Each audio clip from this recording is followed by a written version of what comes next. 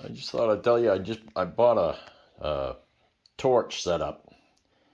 I was talking about it the other day. I may get one, and I went up to Main Oxy and I wound up buying this medium-sized kit here. It's not like massive, but it's, compared to my hand here, you can see the size.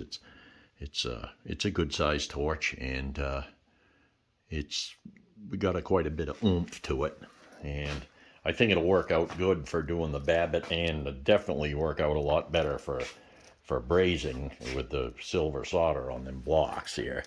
So now I got a real torch head here. I even bought this rosebud tip. This really throws a flame here. This is a number 6 rosebud, and that seems to work good. And so we'll be trying this out on pouring Babbitt. It even came with a cutting head, so I don't know how much I'll use this, but who knows. So it's got a cutting head too, so I can cut steel with it. But I got it anyway, so now that's another tool that I've needed here, especially working on these Model Ts. I never bought it when I was in business because I didn't think I'd really need it that much for anything, but there's been times when you try to press something out, it's awful nice to heat it up. And yeah, you can do it with MAP gas or propane, but boy, this throws some heat, and I think I'll wind up using it quite a bit, so I'm sure you'll see it in some upcoming videos. So I'm getting ready to show you babbitting here. I'm going to babbit a connecting rod and show you how that's done. Just thought I'd show you the setup. This is the Babbitt pot. I got it heating right now. I just plugged it in. It's called a hot pot 2. You can order them online. They're about 60 bucks. It's actually meant to melt lead and cast your own bullets and stuff, but it works great for Babbitt too. It'll get it up to damn near 900 degrees, and that's right where you need it. So it works pretty good. It's a self-contained unit. It's got its own little heater core in there. I don't want to touch it because it's hotter now. And you just plug it in. There's nothing fancy about it. And it's 120 volt, and you plug it in and just let it. It takes a little while to get up to temperature. 20 minutes or so, half an hour, and then you're ready to pour it. And in the meantime, you set up your molds. I got all of the stuff over here. So these are the rods, and these are the mains, and the fourth main there, the transmission one. And so this has its own mold. The mains have their own mold. They're a bigger diameter here, so they're a little bit different, and the overall size is bigger actually. And so the rods, get this one here. This is a smaller one. It looks the same, similar, but it's just it's smaller than the other one. And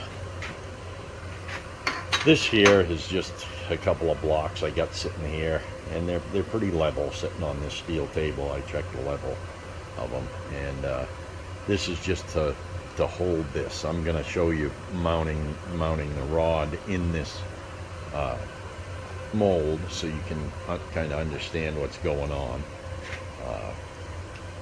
And then there's this stuff here. This is like a putty. It's a casting putty. It's from a place called Roto Metals. You can actually get it on, I got this I think at Amazon, and you have to dam up the thing, and I'm going to show you that, so that otherwise the Babbitt will spew right out of any kind of a leak.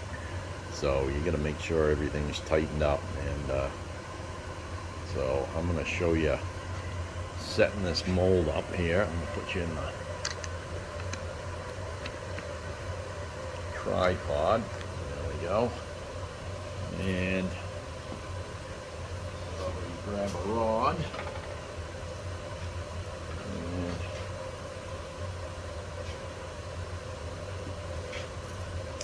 make sure you can see this. Okay, as long as I got that up there, you should be fine. So you put this in the mold like this, and you take a bolt in here, on the back.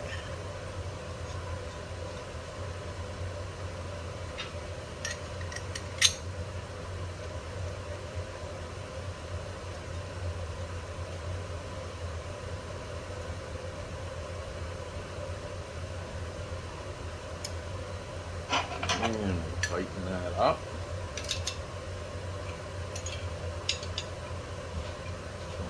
Super tight, it's not going anywhere. And I just thought I'd show you this. This is pretty much what you're casting. See that area right in here, you're gonna fill with Babbitt. Now here's one I did. I wanted to try this before I tried filming because it's been so long since I've done this Babbitting that, you know, I don't know everything about it, but I'm learning all the time, but I can do it. So here's one I just Babbitted, and this here I just ground off the sprue that comes off there. You'll see it, there'll be, where I pour that in, there'll be a big sprue here, and I just cut it with a hacksaw and then grind it down. It's just to get that big bunch out of the way, and so when you go to mill that, it won't be there.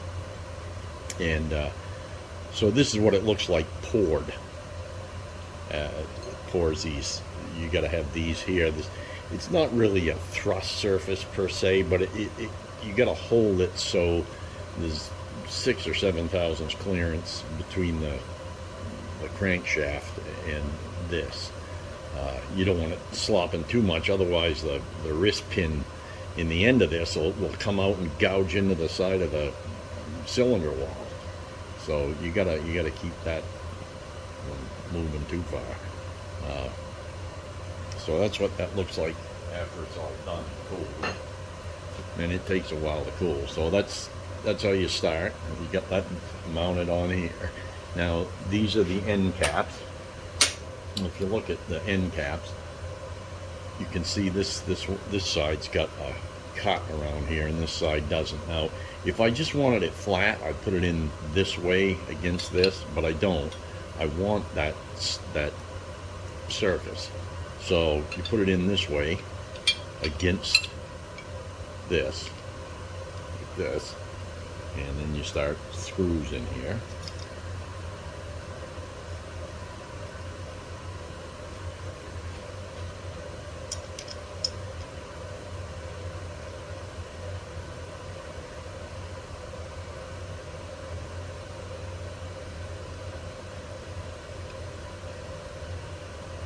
And do the same on the other side. Against there. Start screws in.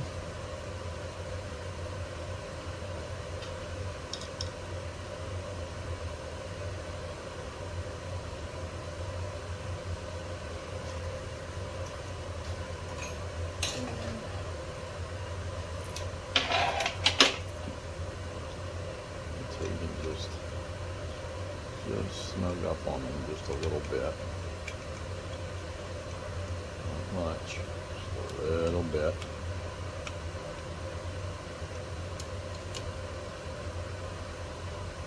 And what I do, I take a clamp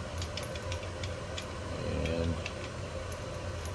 clamp this in here.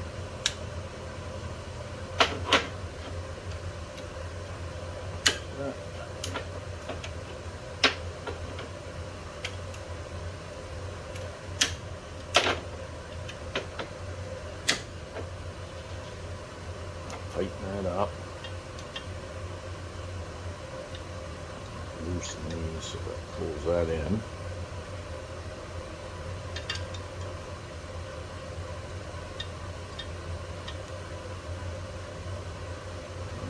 Okay. Now see how that's clamped that in real tight against both sides of the connecting rod. And now I'll tighten these screws down.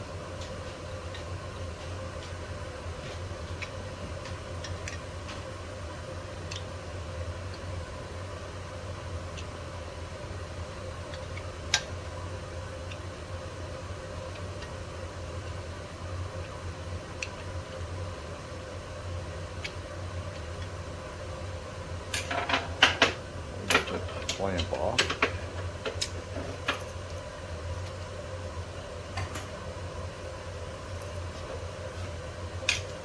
Make sure that's nice and tight. Not going anywhere. Nope. Okay.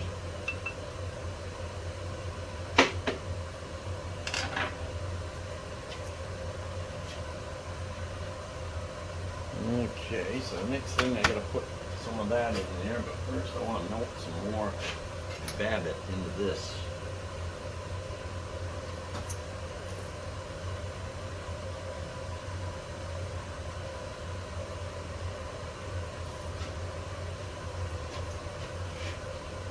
You can see this is already heated up quite a bit. You can see it's molten. It looks liquidy because it is. So I'm going to take the dross off this. This stuff's called dross. It's just oxidized Babbitt material. I think antimony. I'm going to add some more Babbitt to it. Make sure I got enough. So I'll take this here. Let's put this in here. I'll just melt here for a minute. This is a Babbitt ingot.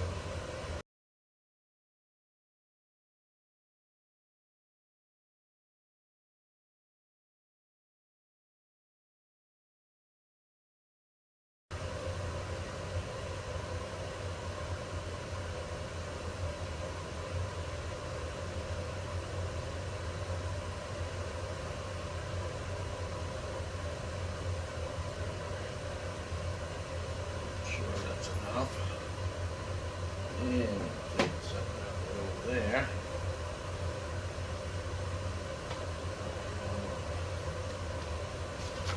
Damming material here.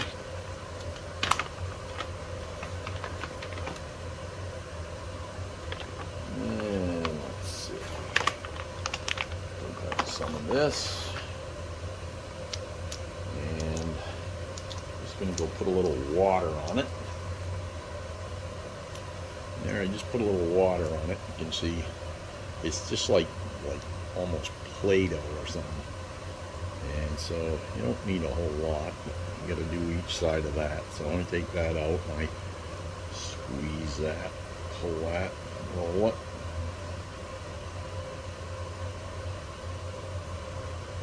So you got like a small rope of it.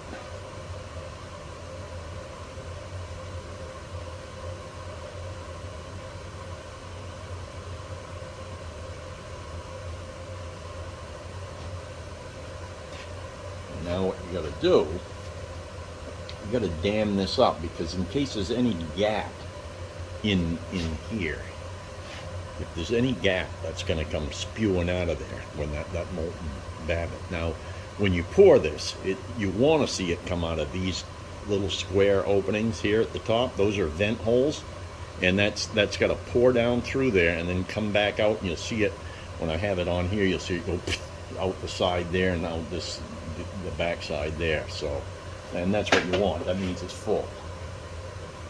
So but this here, we don't want it coming out of the side here. So shut down in there.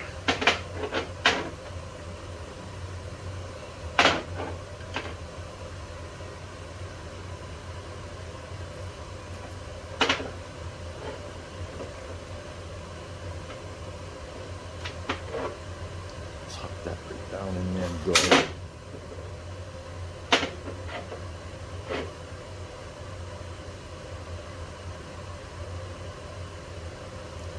Nice tight seal there. All the way around that.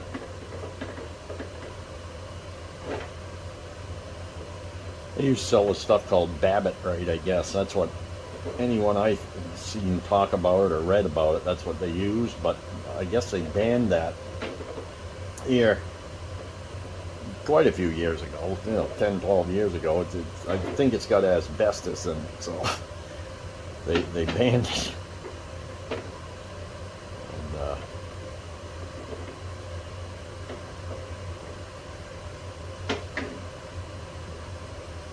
So there's that side. Now we'll do this side here, and it'll be good.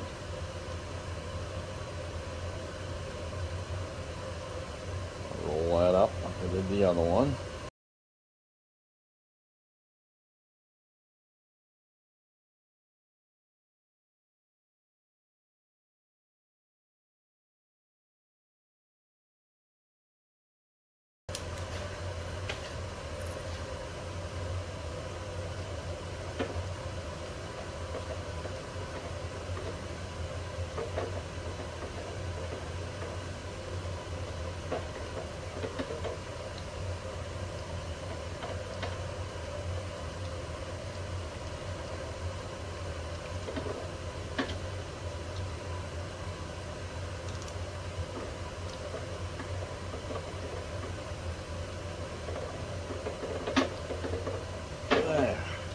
Now,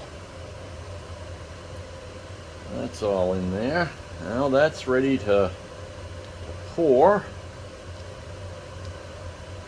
It's all mashed in there.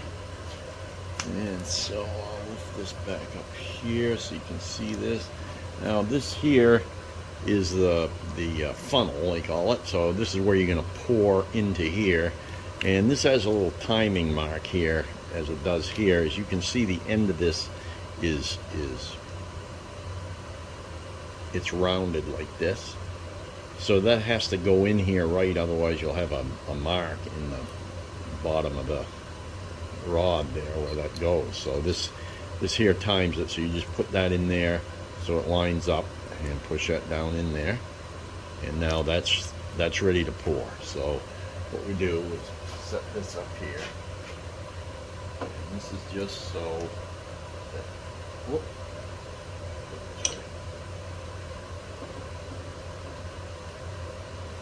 this is so I can get under there with the heat source, my torch here.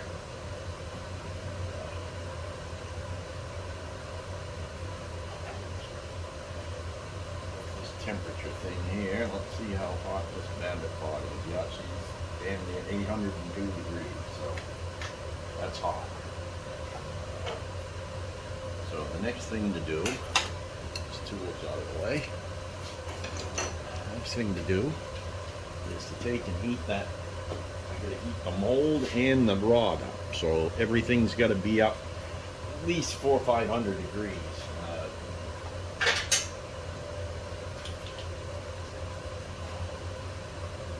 So we'll start with the torch here.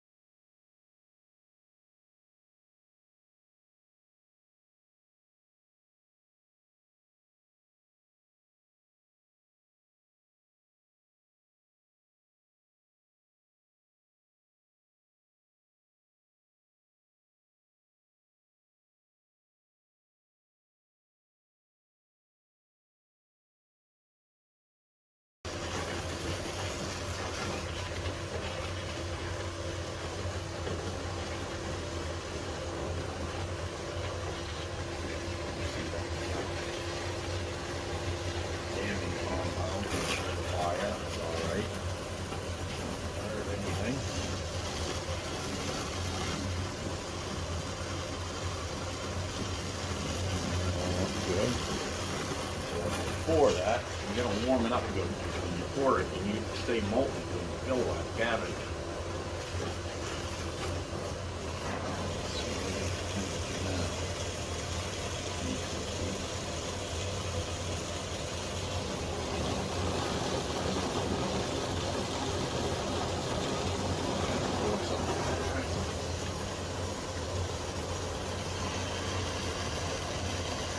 Each we're pretty close to being in the right heat here.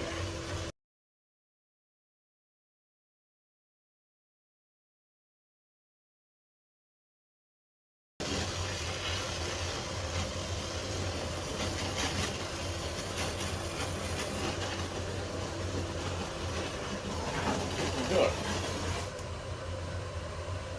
So, I'm going to take the dross off this.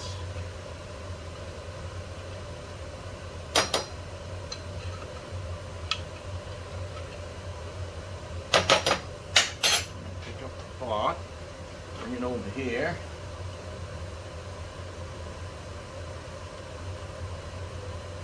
Oh.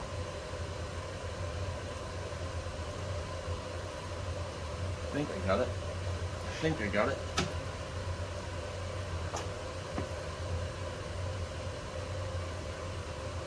I don't know. I might not have got it hot enough. I didn't see it squirt out of this side. We'll have to wait and see. Didn't fill it, I'll have to remelt it out of. Again, this is new to me, so I'm not sure. Not 100% on this. We'll find out. Well, one thing, if it ain't, we'll redo it again. Now you just gotta let it cool. Okay, now I'm gonna show you taking this mold apart. It's still hot. It's over 300 degrees, but it's cool enough to take this apart so we can see if it fills. Take that off first. You can see there's the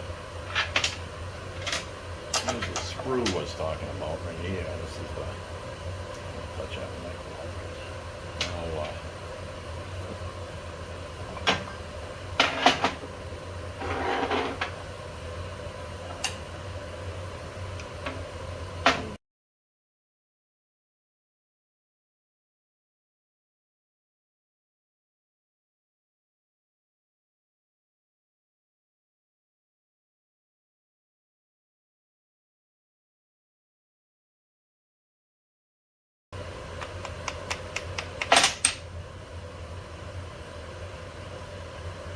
they filled.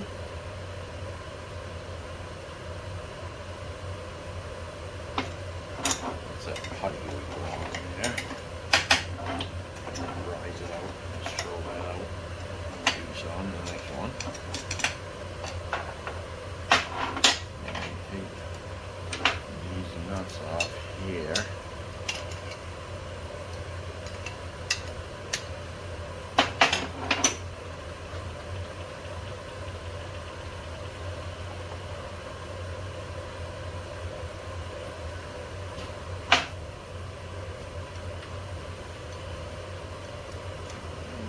That. Not off that one.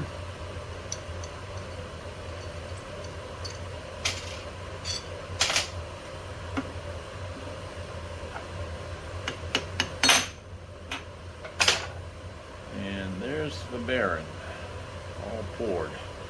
Now I got to cut that sprue off, take these little ends off, and then that'll be ready to machine. So there you have it. There's a Babbitted rod right there. You can see where some of it tried to sneak by, and this stuff here kept it from spewing out. That's why you got to put that damming compound in there.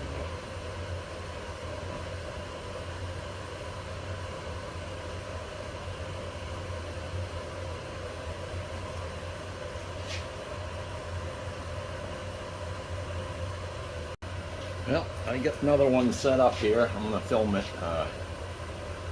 I'm going to try heating this one up with a different tip there that I bought yesterday, a number 6 rosebud tip. I think it'll heat it up a lot quicker. I probably should have had that on there, but well, we'll see what happens here, and we'll go from there. Let's start this baby.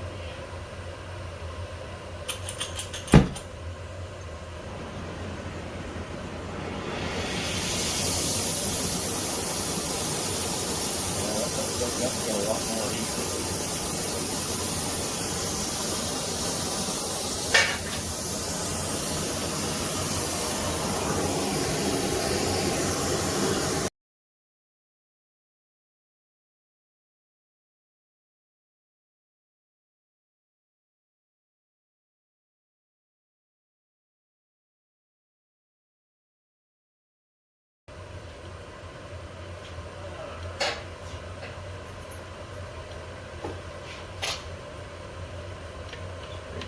Dross off.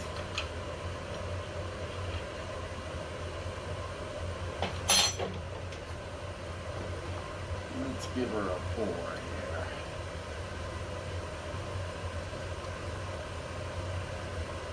There we go. Now I got stuff dripping out of her. That filled up good.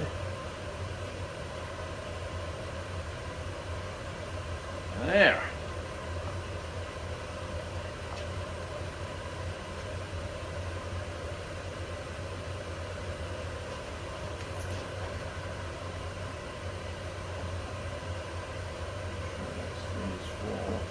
Melt. There we go.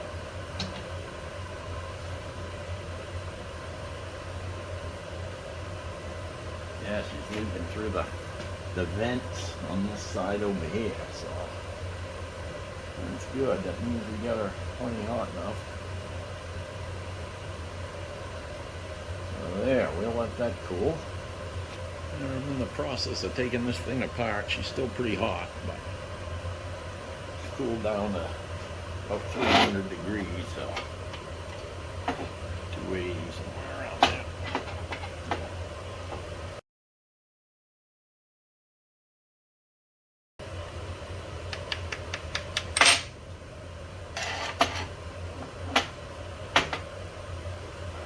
You can see where it came out through them square openings. That's where it squirted out there, the vent openings. That's what you want.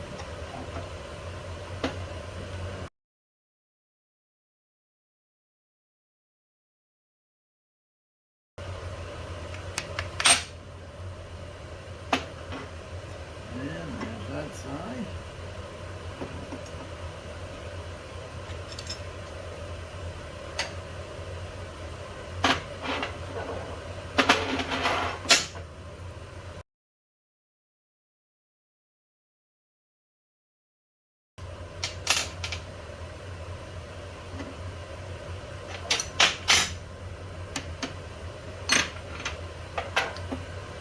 And there we have it. And those are those square openings in the end there where the vent holes are. So you just break them off.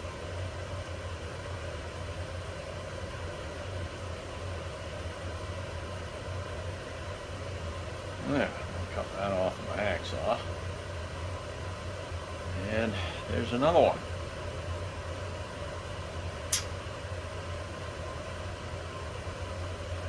Alright. I figured I'd show you cutting the sprues off a piece here with a hacksaw. You just take a hacksaw and come in here and go about like this.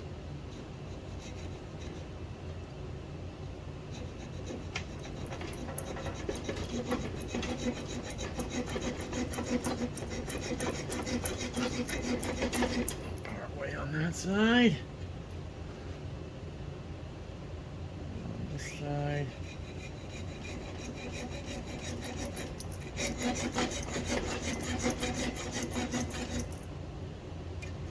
Part way on this.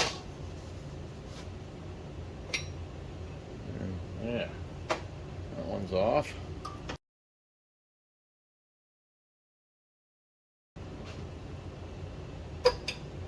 There's that one.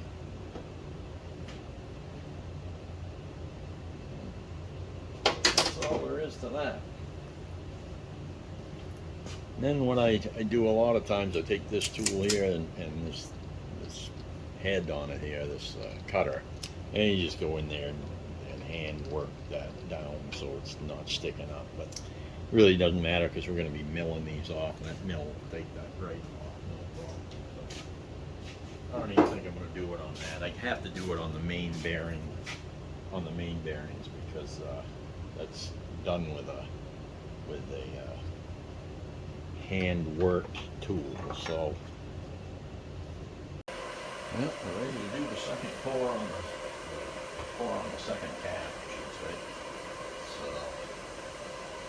let's move this torch up.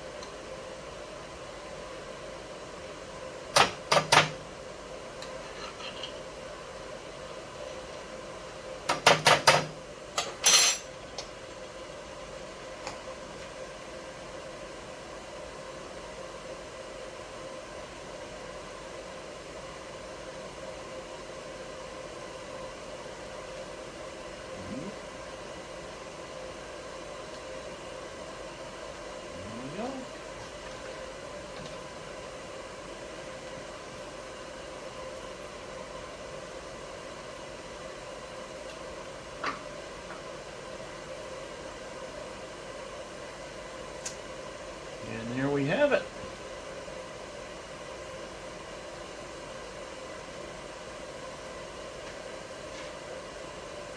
Another successful pour. Look at that, all four of them dripping. That's what you want.